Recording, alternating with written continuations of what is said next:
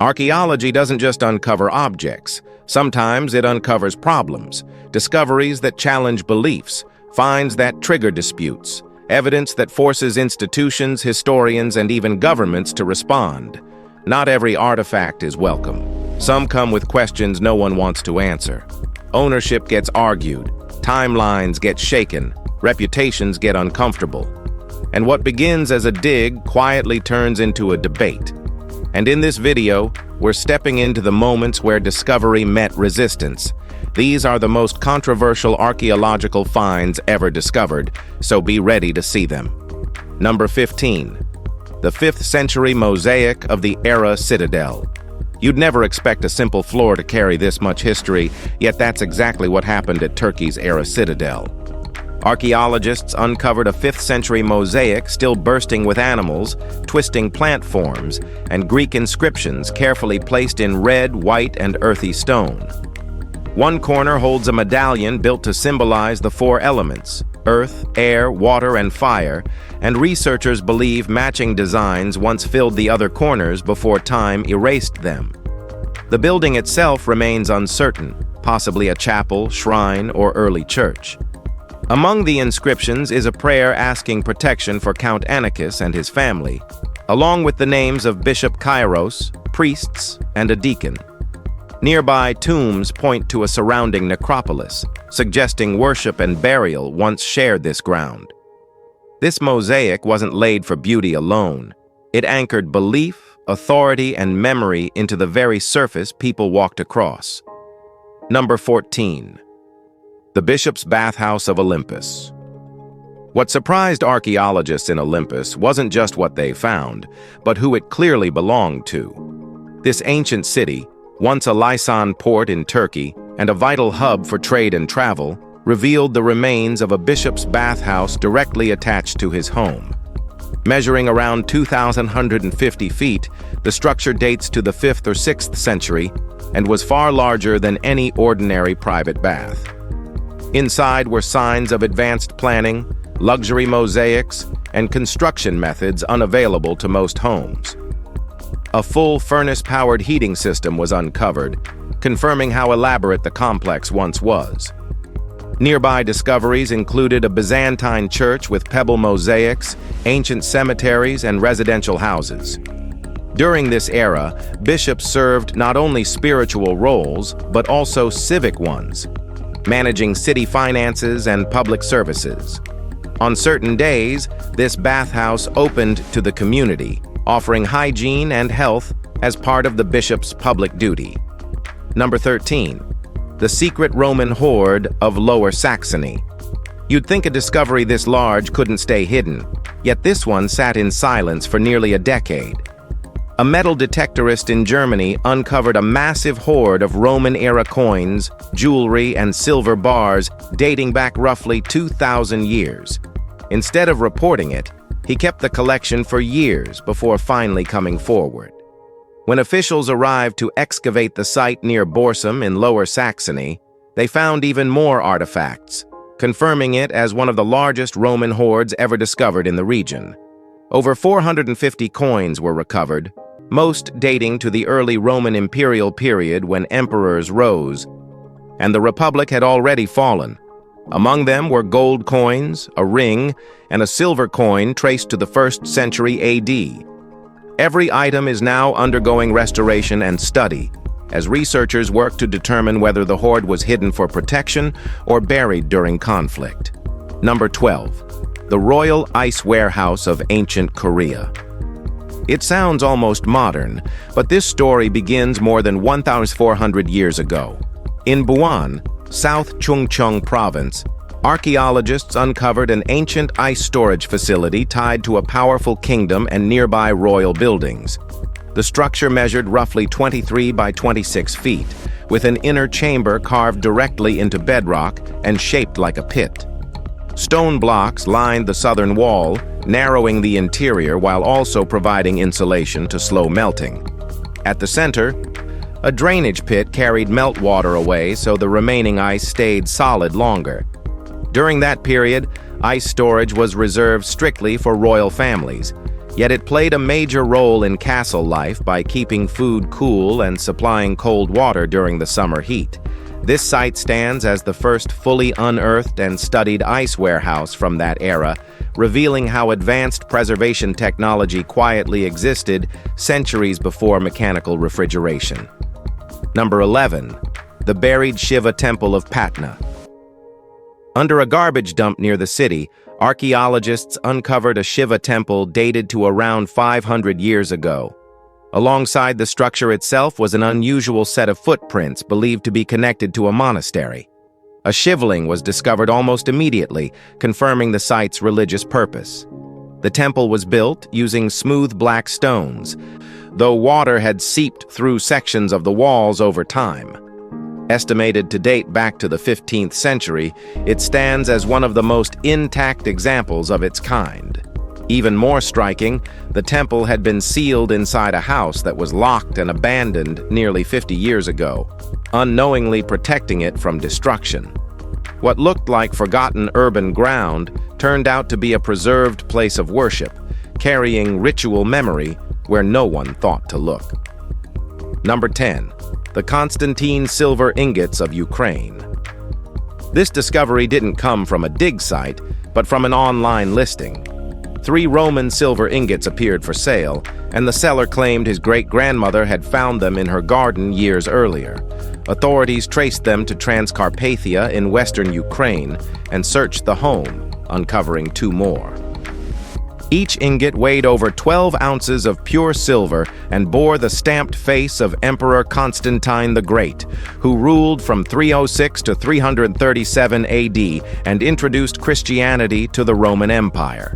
These ingots were used for coin minting, and those bearing Constantine's image were produced between 310 and 313 AD.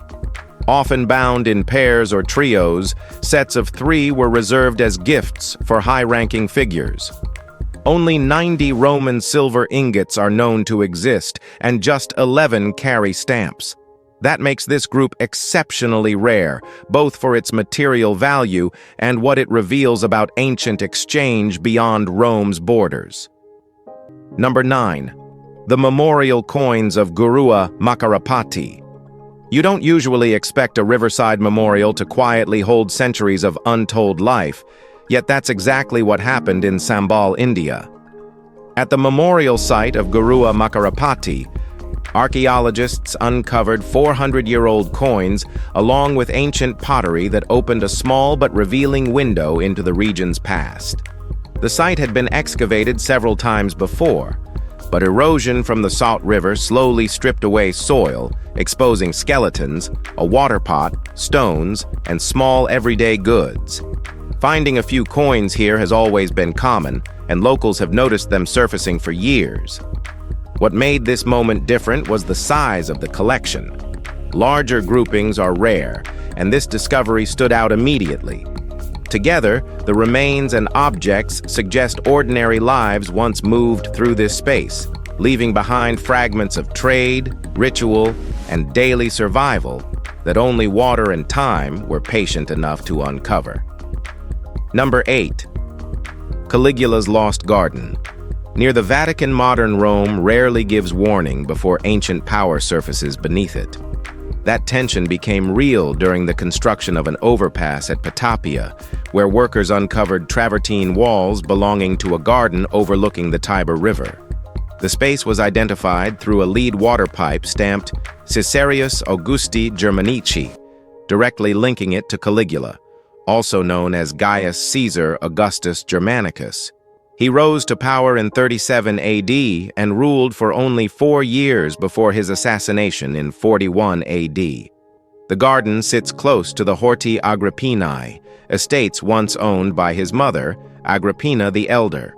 Additional pipes found in the area since the early 1900s carry the names of other rulers and noble women, slowly rebuilding the social map of this district. What appeared to be construction debris turned into a preserved corner of imperial life, hidden just beyond the Vatican's edge. All right, now let's jump to number 7, the medieval braces of the Countess of Laval. Beneath a chapel floor in France, a burial opened a door no one expected medieval medicine to walk through. In 1987, excavations under the Vieux Château de Laval revealed a lead anthropoid coffin resting inside a wooden sarcophagus. Inside lay the remarkably preserved remains of the Countess of Laval. Her body had been embalmed, wrapped in canvas, and tied with hemp cords, while a heart-shaped cardiotaph marked where her heart once rested. X-rays later revealed gold wire tightly bound around several teeth, functioning as early braces. One artificial tooth carved from elephant ivory had replaced a missing original. Her organs had been removed and replaced with herbs and berries, while her heart was stored separately. Years later, additional bones were discovered nearby, including those of her son, Guy, Count of Laval. What began as a noble burial quietly became one of the oldest known experiments in dental correction. Number 6. The dual god temple of Kombo. Along the Nile's curve stands a structure built around spiritual balance rather than architectural symmetry. Kombo was constructed in the 2nd century BC under the Ptolemaic dynasty between 180 and 47 BC and uniquely honored two gods, Sobek, the crocodile deity, and Horus, the falcon-headed god.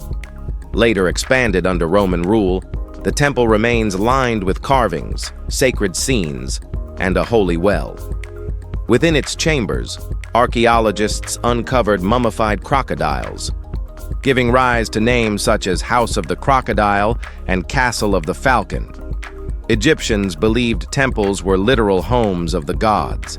Priests performed rituals inside to maintain cosmic order, while worshippers prayed and left offerings outside. When Christianity spread, the temple fell into disuse and was later damaged by the Coptic Church.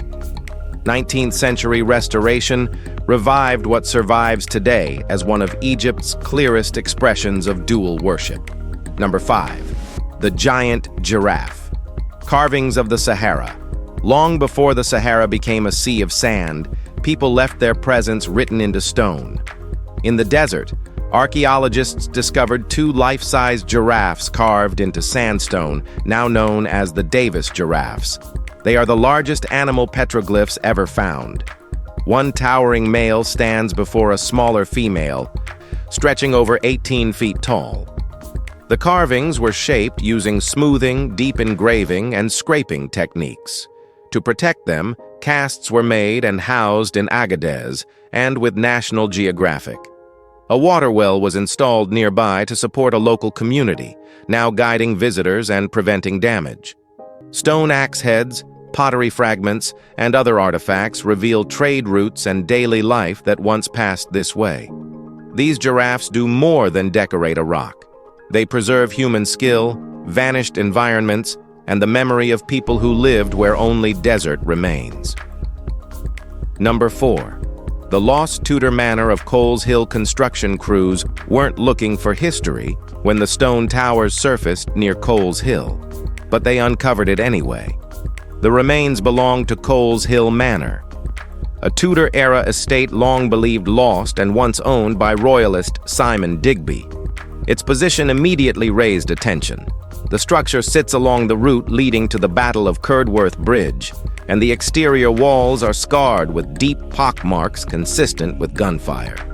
Those markings sparked two competing theories: either advancing forces fired on the manor as they moved toward the battle, or Digby's own men used the site for weapons training while preparing for war. The house controlled a key path linking the bridge to the battlefield, making it a strategic point of movement and access. Its rediscovery doesn't just restore a building to the map, it introduces a physical witness that may reshape how the opening stages of the English Civil War are understood. Number 3. Charles V's double-barreled wheel-lock pistol. All right, your thoughts can't catch this at first glance because it looks like a weapon, but it behaves like a statement. Crafted in 1540 for Emperor Charles V, this double-barreled wheel-lock pistol merges firearms engineering with political symbolism. 2 barrels, Two firing mechanisms and unmatched precision for its time reveal the influence of its maker's background in watchmaking. Reliability mattered, but so did appearance. Ivory and staghorn inlays decorate cherrywood, while gold engravings carry imperial emblems, the double-headed eagle and the pillars of Hercules. Even the Spanish motto, plus ultra, is etched into metal. Weighing nearly 6 pounds, this was never meant for quick combat alone. It projected authority. Similar designs existed elsewhere, but none matched this level of craftsmanship or symbolism. Few firearms survive that so perfectly blur the line between deadly technology and royal identity. Number 2. The Tapestry of Creation, Girona. Well, this artifact doesn't announce itself loudly. It pulls you in slowly, thread by thread. Housed in the Cathedral of Girona in Spain, the Tapestry of Creation dates back to the 11th century and ranks among the most important Romanesque textiles ever preserved. Measuring roughly 10 by 20 feet, it presents a visual interpretation of the Book of Genesis, from the formation of the cosmos to Adam and Eve's expulsion from Eden. Animals, celestial bodies, winds, and seasons are stitched with remarkable precision, revealing theological ideas through fabric rather than stone. Its survival alone is extraordinary, given how vulnerable textiles are to time. More than decoration, the tapestry functioned as instruction for a largely illiterate medieval audience. Color, symbolism, and layout carried meaning. Few artifacts capture religious belief, artistic ambition, and fragile craftsmanship in a single object. Its rarity lies as much in survival as in vision. Number 1. The lost Shakespeare First Folio of France. You'd expect something this important to scream for attention, but it didn't. In 2014, scholars discovered an original 1623 Shakespeare First Folio, quietly sitting in the small library of Saint-Omer near Calais, France. The folio contains 36 of Shakespeare's 38 known plays, printed just 7 years after his death. It's missing a title page, likely explaining how it escaped notice for nearly 2 centuries. Without this volume, much of Shakespeare's work may have been lost entirely. Compiled by his friends John Hemingis and Henry Condell, the First Folio is considered the most important publication in English literature. How it arrived in France remains a mystery, although theories of religious exile persist. Only around 230 copies survive worldwide. Its rediscovery wasn't dramatic, but its implications were enormous. Few artifacts reshape literary history simply by being noticed again. So that's all from us. Now it's your turn to show your love while giving us a like, and don't forget to press the subscribe button for future updates. Thanks for watching and being with us till here.